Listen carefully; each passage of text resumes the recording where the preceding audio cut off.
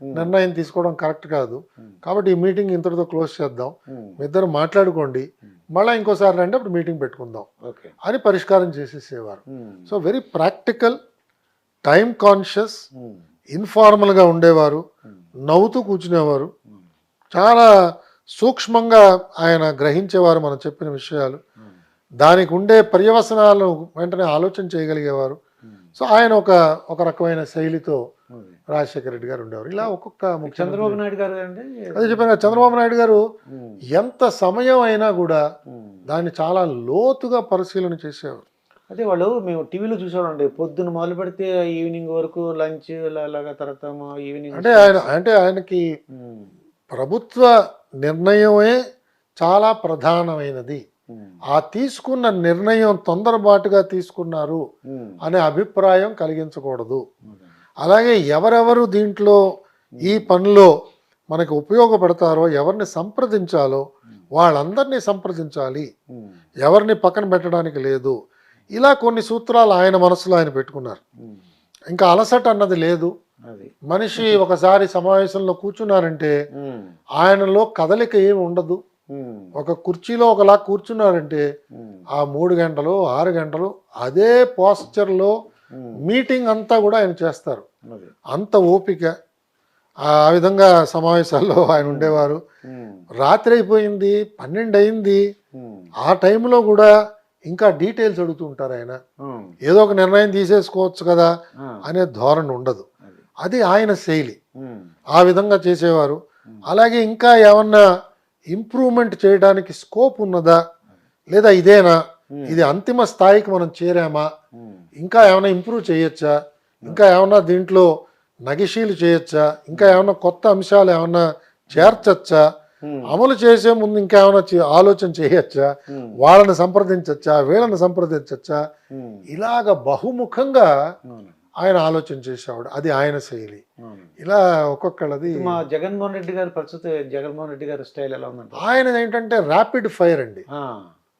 ఆయన నాకే చెప్పారు ఒకసారి లిఫ్ట్లో ప్రయాణం చేస్తున్నప్పుడు, అన్నా ఇప్పుడు మనం ఇదంతా T20 ఆడుతున్నాం, ఇది ఇంత పూర్వంలో లాగా లిమిటెడ్ ఓవర్స్ కాదు, టెస్ట్ మ్యాచ్ అంతకుండా కాదు, ఇది T20 క్రికెట్ మ్యాచ్, ఏ రోజుకి ఆ రోజే మన పర్ఫార్మెన్స్ అని ఒక దృక్పథంతో ఆయన ఉండేవారు. దాంతో ఏదో ఒక నిర్ణయం త్వరగా తీసేసుకోవాలి, అంతేగాని ఈ నిర్ణయం బాగా నలగాలి, నలుగురిని సంప్రదించాలి, అందరినీ తెలుసుకోవాలి, అందరి అభిప్రాయాలు తెలుసుకోవాలి, ఇంకా లోతుగా పోవాలి, ఇతనికి అనుభవం ఉందా, మనకు సలహా ఇస్తున్న వాడికి అనుభవం ఉందా, ఇతని బ్యాక్గ్రౌండ్ ఏమిటి, ఈ బ్యాక్గ్రౌండ్లో ఎవరికి మంచి అనుభవం ఉన్నది వాళ్ళని సంప్రదిద్దామా, ఇలాంటి ఆ దూరపు ఆలోచన నాకు కనిపించలేదండి. ఒక నిర్ణయం తీసుకోవాలి, అది నీకు బాగా తెలుసని నేను భావిస్తున్నాను కాబట్టి నిర్ణయం తీసేసుకోవడమే. కొన్నిసార్లు ఆయన ముందుగానే ఆలోచన చేసేవాడు, మరి ఆ నిర్ణయం మంచిది అని భావించేవాడు, ఆ నిర్ణయాన్ని ప్రకటించేసేవాడు.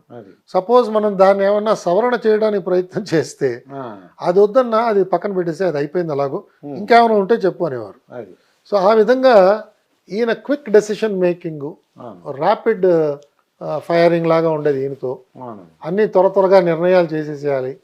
అంత త్వరగా నిర్ణయం చేసిన తర్వాత అమలు చేసేటప్పుడు సమస్యలు వస్తాయేమో కదా అని మనం చెప్తే ఆ తర్వాత చూద్దాం, అమలు చేసినప్పుడు చూద్దాం అనేవారు. కానీ అందుకే మనం చూస్తున్నాం ఆయన ప్రభుత్వంలో అనేక ఆర్డర్స్ కోర్టు కొట్టేయడం కానీ, స్టే ఆర్డర్స్ ఇవ్వడం కానీ అలాంటివి జరుగుతున్నాయి. అవన్నీ కూడా ఎప్పుడు లేని విధంగా, అవన్నీ కొంచెం మరి ప్రభుత్వానికి అది పరాభవం కింద భావించాలి యాక్చువల్గా. బట్ ఆయన దృష్టి ఇలా ఉంటుంది, ఆయన ఆలోచన అలా ఉంటుంది, అది ఆయన శైలి అండి. అంటే మార్నింగ్ ఎన్ని గంటలు వేస్తారంటారు ఇప్పుడు సీఎం గారు? అంటే ఒక్కొక్కళ్ళది ఒక్కొక్క రకమైన అలవాటు అండి. చూసుంటారు కదా, అంటే సుమారుగా 9:30కి ఆయన మొదట కలుస్తారండి. 9:30కి సుమారుగా అప్పట్లో. అంటే చాలా మంది అంటారు పొద్దున్నే 5 గంటలు లేస్తారు, ఎక్సర్సైజ్ చేస్తారు. అయ్యో తెలియదు, మనకు తెలియదు అంటారు. ఇవన్నీ మనం వెనికిడే, కానీ నేనేమి ప్రత్యక్షంగా నాకు అలా చూసే అవకాశం ఎక్కడా లభించలేదు. ఆయన మొదటిసారి కిందకి రావడం అది 9:30 నుంచి ఆయన దైనందిన కార్యక్రమం స్టార్ట్ అయ్యేది. నేను ఉన్నప్పటి వరకు నేను చూసిందండి. 6-6:30 కల్లా ఆయన అంతా పెట్టేబేడా సర్దేసుకోవడం, దుకాణం మూసేవారు ఆయన 6కి అంతే. సో మనం అలాగే వీకెండ్స్ ఆయన వచ్చేవారు కాదు. ఓకే. శని ఆదివారాలు సర్వసామాన్యంగా అంటే ప్రభుత్వానికి హాలిడే ఉంటే ఆయనకు కూడా హాలిడేనే. అది ఆ విధంగా ఎవరిని కూడా పిలిచేవారు ఇబ్బంది కాదు. పెట్టడం కానీ. కొద్ది మందిని మహా మరీ అవసరం అయితే పిలిచేవారు, లేకపోతే అంటే అట్లీస్ట్ అధికారుల్ని. అవును. ఆయన పేషీ స్టాఫ్ని బహుశా పిలిచేవారేమో నాకు తెలియదు. బట్ నాలాంటి వాళ్ళు ఎవరిని కూడా పిలిచేవారు కాదు. అది ఆయన శైలి అండి. అయితే ఇప్పుడు రీసెంట్గా చంద్రబాబు నాయుడు గారు అరెస్ట్ అయ్యారండి. అంటే నా ఉద్దేశం ఏంటంటే అయ్యా ఆ, చాలామంది జయలలిత, లాలూ ప్రసాద్ యాదవ్, మధు కోడా, అలాగే ఓం ప్రకాష్ చౌతాలా ఫ్రమ్ హర్యానా, వీళ్ళు చీఫ్ మినిస్టర్గా ఉండి అరెస్ట్ అయిన వాళ్ళండి. ఇప్పుడు చంద్రబాబు నాయుడు గారి కన్నా ఇప్పుడు అరెస్ట్ అయ్యారు కాబట్టి ఇటువంటి అరెస్ట్ అయినప్పుడు మీలాంటి ఆఫీసర్లు ఈ తప్పు చేస్తే మనం ఫ్యూచర్లో ఇబ్బంది పడతామండి, వద్దండి అలాగే చెప్పరా సార్ వాళ్ళు? అంటే నా దృష్టిలో అందరూ చెప్తారండి. కొన్నిసార్లు మనం చెప్తున్నా వాళ్ళు గ్రహించకపోవచ్చు, వాళ్ళకి తాత్కాలికంగా ఇది లాభం అని అనిపించవచ్చు, వాళ్ళకి రాజకీయ ప్రయోజనం అందులో ఏమన్నా కనిపించవచ్చు. కొన్నిసార్లు సలహా చెప్పేవాళ్ళు గట్టిగా చెప్పలేదేమో అని ఒక అనుమానం కూడా మనకు రావచ్చు. ఇలాంటి అనేక అవకాశాలు ఉన్నాయండి. ఎందుకంటే అక్కడ ఉన్న అధికారులందరూ అనుభవంతో ఉన్న వాళ్ళే ఉంటారు. కనీసం 20 సంవత్సరాలు 30 సంవత్సరాలు సర్వీస్లో ఉన్నవాళ్లే ఉంటారు అధికారుల కింద. అలాగే ఆయనతో ఉన్న మంత్రులకు కూడా అపారమైన అనుభవం ఉంటుంది, సలహాదారులు కూడా అనుభవం ఉన్నవాళ్లే ఉంటారు. కాబట్టి వీళ్ళందరూ కూడా జాగ్రత్తగా ఇవన్నీ బేరీజ్ వేసి ఆయనకి సలహా ఇచ్చే ఉంటారని నేను భావిస్తున్నాను. కానీ ఈయన చంద్రబాబు నాయుడు గారు ఇప్పుడు జైల్లోకి వెళ్ళారంటారు, రాజమండ్రి జైల్లోకి వెళ్ళారు.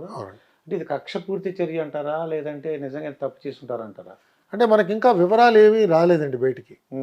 ఇవాళ ఇంతవరకు మనకు తెలిసిన వివరాలు చాలా పాక్షికంగా ఉన్నాయి. అంటే సంజయ్ అని ఏపీ సిఐడి చీఫ్ ఏం చెప్తారంటే 16 చోట్ల సంతకం పెట్టేశారు. ఇప్పుడు సంతకాలు పెట్టవలసిన అవసరం ఉంది. ముఖ్యమంత్రి, కార్యదర్శులు, మంత్రులు పెట్టవలసిన అవసరం ఉంది. సంతకం పెట్టాడు కదా అని చెప్పి మనం నిందితుడి కింద మార్చటం అది సబబుగా లేదు. మనం ఇంకా లోతుగా చూడాలి. ఒకటి. రెండు, అసలు ఇన్వెస్టిగేటింగ్ ఏజెన్సీస్ యొక్క పరిధి ఏమిటి, ఎంతవరకు వీళ్ళు ఇన్వెస్టిగేట్ చేయొచ్చు? ఎందుకంటే ఈ నిర్ణయాలన్నీ కూడా ఆయన ఒక ముఖ్యమంత్రిగా నిర్ణయం తీసుకున్నాడు. అంటే ఒక ముఖ్యమంత్రి తీసుకున్న నిర్ణయాన్ని ఆయన కింద పనిచేసే సిబ్బంది ఎలా ఇన్వెస్టిగేట్ చేస్తారు? ఇది విరుద్ధంగా కనిపిస్తోంది. మన రాజ్యాంగంలో ఉన్న ఏర్పాటు ఏమిటంటే ఒక ఎగ్జిక్యూటివ్, ఒక లెజిస్లేచరు, ఒక జ్యుడిషియరీ.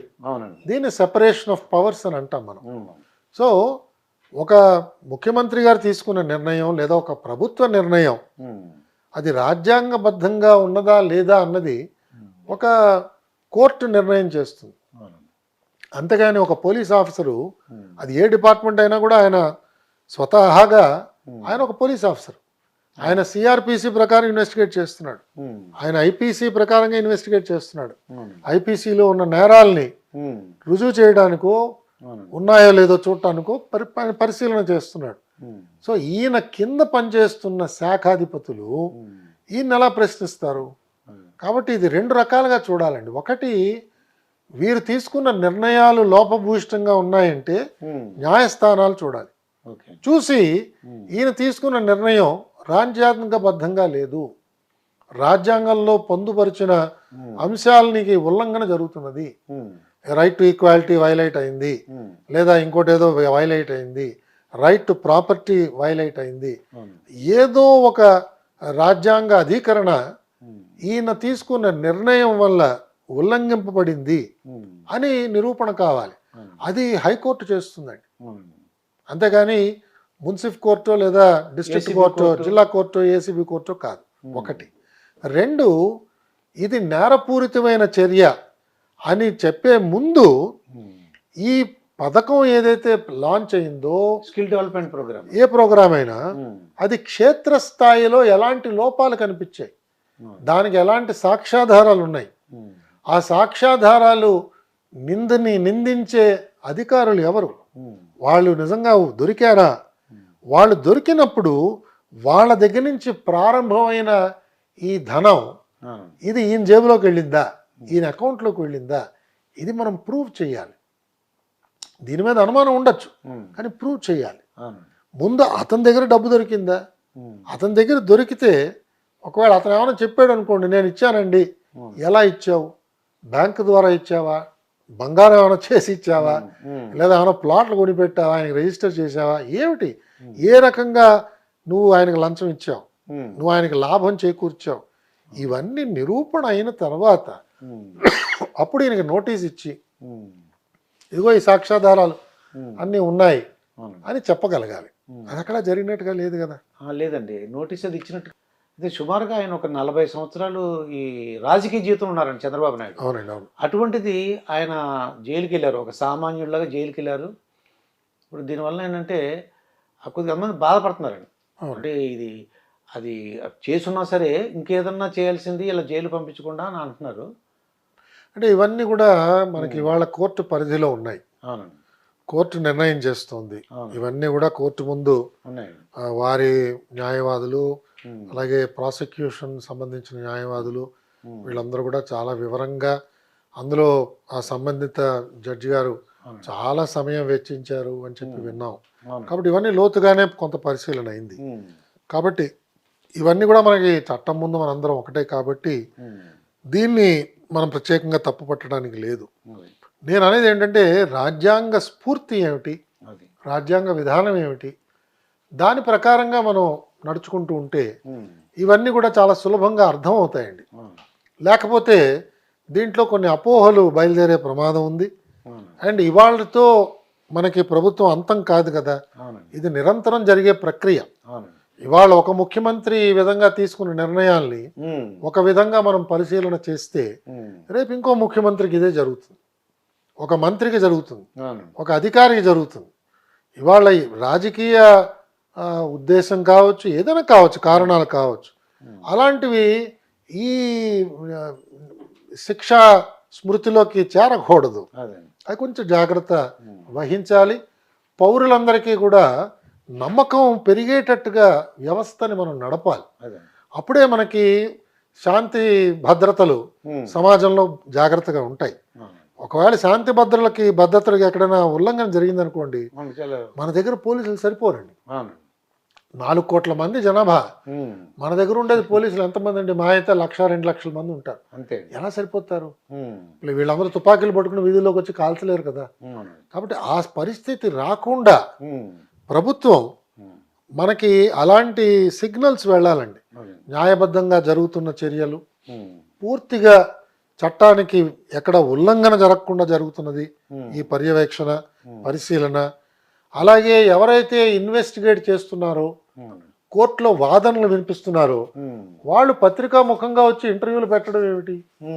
ఇది ఎక్కడా జరగలేదండి. ఎందుకంటే ఈ మధ్యనే సుప్రీంకోర్టు కూడా ఇది గర్హించిందండి. ఇలా చేయకూడదు. ఒక చోట ఇన్వెస్టిగేషన్ జరుగుతున్నప్పుడు, ట్రయల్ అవుతున్నప్పుడు అది ప్రశాంతమైన వాతావరణంలో జరగాలి. మనం న్యాయమూర్తుల్ని ప్రభావితం చేద్దామనే ఒక చర్యలు మనం చేయకూడదండి. ఇవన్నీ కూడా కొంత మనం మన శీలాన్ని, ఇవన్నీ కూడా గొప్పగా చూపించగలిగే చర్యలు. మన శీలాన్ని కాపాడుకోవాలి. శీలాన్ని ఎవరు కూడా శంకించకూడదు. ఇవాళ నడుపుతున్న పోలీస్ యంత్రాంగం, జిల్లా యంత్రాంగం, అలాగే ఇతర ఈ ప్రిజన్స్లో అయితే ప్రిజన్స్, వీళ్ళందరూ కూడా వాళ్ళ శీలాన్ని ఎవరు కూడా శంకించారనుకోండి, అల్లకల్లోలం అయిపోతుందండి. అలా జరగకుండా వాళ్ళు ప్రవర్తించాలి. వాళ్ళ ఉద్దేశం ఏముండాలంటే శిక్షార్హుడు అనే రుజువు అయ్యేంత వరకు కూడా ఇతను నిర్దోషి అనే భావంతోనే మనం చేయాలి కదా. మన కోర్ట్స్ కూడా అదే చెప్తాయి కదా, he's not guilty till he's proved guilty, అంతవరకు ఈజ్ ఇన్నోసెంట్. ఆ దృష్టితోనే మనం వ్యవహారం అంతా కూడా నడపాలి.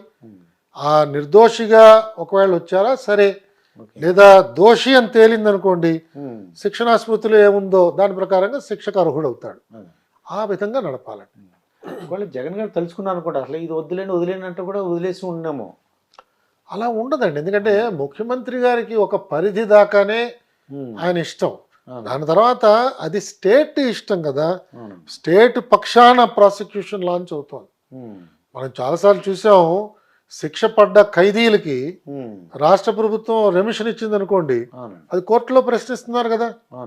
ఏమండి, ఈయన ముద్దాయి ఇలా మర్డర్స్ లో ఉన్నాడు, ఇతనికి గవర్నమెంట్ అలా ఇస్తోంది అని మళ్ళా పౌరులు వెళ్ళి ప్రశ్నిస్తున్నారు, అవునండి. కోర్టులు మళ్ళీ దాన్ని తప్పు పడుతున్నాయి. కాబట్టి ఒక శిక్ష ఎవరైనా చేస్తే ఉమ్. దాన్ని రుజువైతే అవునండి. తప్పకుండా ఆ శిక్షకు వాళ్ళు అర్హులేనండి. కొంతమంది జగన్ దగ్గర గారు వర్క్ చేసిన తర్వాత 60 years రిటైర్ అయిన తర్వాత కూడా వాళ్ళు ఎక్స్టెన్షన్ తీసుకున్నారు సార్. ఆహా, మా ఫ్రెండ్ ఇద్దరు ఒకడు ఉన్నారు, అతను జే మురళి అని, అలాగండి. ఆయన కూడా ఎక్స్టెన్షన్ తీసుకున్నారు. అవునండి. అంటే మీలాంటి వాళ్ళకి ఇంట్రెస్ట్ లేదనిపిస్తుంది నాకు చూస్తుంటే. అంటే అది అల్టిమేట్గా నా సామర్థ్యం మీద ఆయనకి నమ్మకం ఉండాలి. అది ఆయనకి నమ్మకం లేదనుకోండి, ఎలా ఉంచుకుంటాడు ఆయన? ఎందుకంటే అది వ్యక్తిగత నిర్ణయం. సో ఆయనకి వ్యక్తిగతంగా నాతో పొసగలేదు, అది నేను పనికిరాని అనిపించింది ఆయనకి.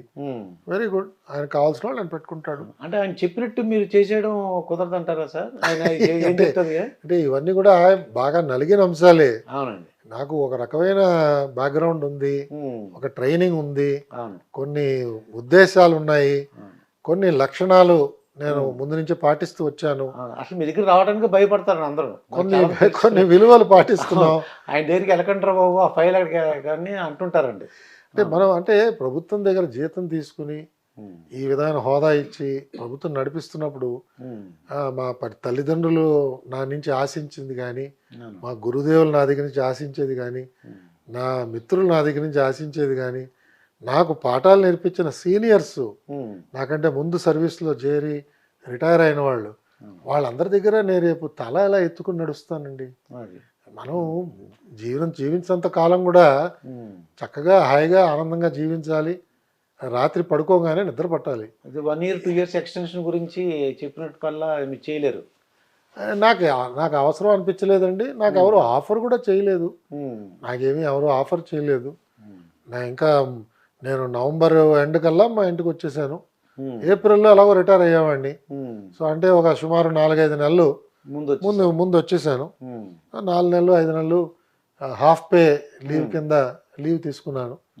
4-5 నెలలు ఇంట్లో హాయి కూర్చున్నాను, గ్రంథాలు చదువుకున్నాను, ఏదో నాకు తోచిన పూజలు నా పద్ధతులు నా ప్రకారంగా జీవించాను. అంటే మీ కుటుంబ సభ్యులు ఎవరు చెప్పినట్టు చేసేయచ్చు కదా, ఇంకా 6 నెలలే కదా, డబ్బులు లేదు.